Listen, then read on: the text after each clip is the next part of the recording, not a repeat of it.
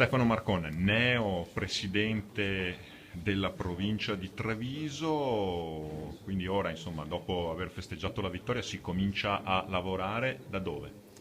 A fare il punto della situazione, mi incontrerò oggi pomeriggio con il direttore della provincia e mi farò spiegare come è messo l'ente.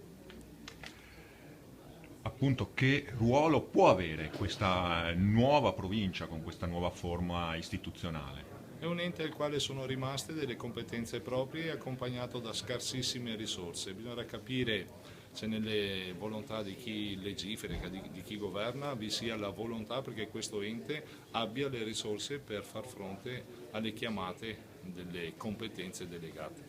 Ad oggi i soldi sono effettivamente ben pochi.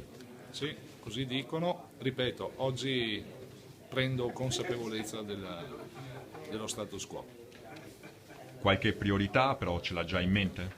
Nelle competenze proprie che ha la provincia, scuole, viabilità e trasporti, a mio modo di vedere, sono quei servizi più vicini al cittadino e quindi rispetto a questo indicheremo delle priorità. Però con tutta franchezza priorità ma senza risorse non vi sarà la possibilità di dare magari le risposte che il cittadino si aspetta ad oggi. E quindi come si può fare? Si può recuperare secondo lei qualche risorsa ulteriore? Bisognerà vedere se vi sono potenzialità per una razionalizzazione di spesa, bisogna vedere che investimenti sono stati fatti magari rispetto a progetti che producano risparmio, ripeto, prima bisogna conoscere e poi eventualmente si parte con delle idee che portino qualche risorsa sulla falsariga di quel che fanno i sindaci quotidianamente nei propri comuni. Ha già pensato a una sua squadra? Certo, ho una squadra di nuovi consiglieri, che sono 9 consiglieri animati di tanta passione, con i quali condivideremo come distribuirci gli oneri che dobbiamo portare avanti. Lei è sindaco di Castelfranco, un comune molto importante, uno dei più importanti della Marca, un grande comune, insomma, si possono conciliare questi due impegni?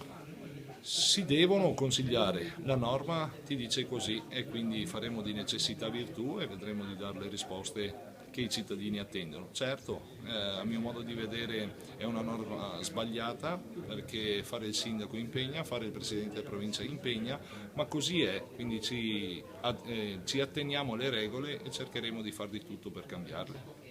Ha battuto Giovanni Manillo, il sindaco del capoluogo, l'ha sentito, insomma, ecco. Sì, ci siamo sentiti, ieri sera mi ha telefonato per farmi gli auguri di buon lavoro, ci eravamo sentiti anche prima perché tutto sommato abbiamo fatto una campagna elettorale rispettosa l'uno dell'altro, comunque da oggi sono l'amministratore di tutti.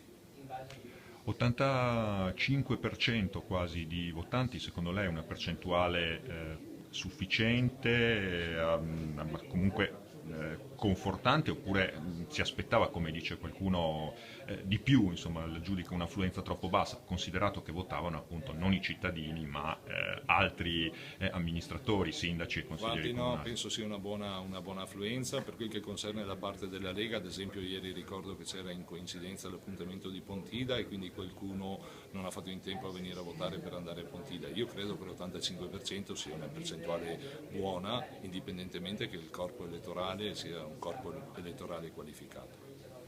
Ha sentito anche il vecchio presidente Leonardo Muraro? L'ho sentito prima delle elezioni, il quale mi ha augurato un in bocca al lupo, mi ha mandato un messaggio ieri sera per augurarmi buon lavoro, penso che lo sentirò per confrontarci un attimino sullo stato dell'arte anche con lui. Si è preso una bella patata bollente con questo impegno in provincia, insomma, forse più una fortuna o una sfortuna. È una fortuna, è comunque un momento di crescita e non ce lo ordina il medico. Dico sempre quando qualcuno mi chiede ma chi te lo fa fare Marcone, è la passione di amministrare i propri territori, mettersi in discussione e avanti. La provincia rimane un ente importante, insomma, questo ente di secondo livello, come si chiama, o lo allontana troppo ancora dai cittadini, Rimane un ente importante per le competenze che ha e per quelle che gli verranno date dalla Regione. Allontana i cittadini solo per quel che concerne l'elezione, perché è stato tolto la possibilità di esprimere il proprio voto ai cittadini. Quindi è mancato il coraggio di dare un taglio netto all'ente e hanno fatto una riforma un po' raffazzonata sulla falsariga di quel che stanno facendo, anzi il Senato adesso sta facendo qualcosa sulla falsariga di quel che ha fatto per le province.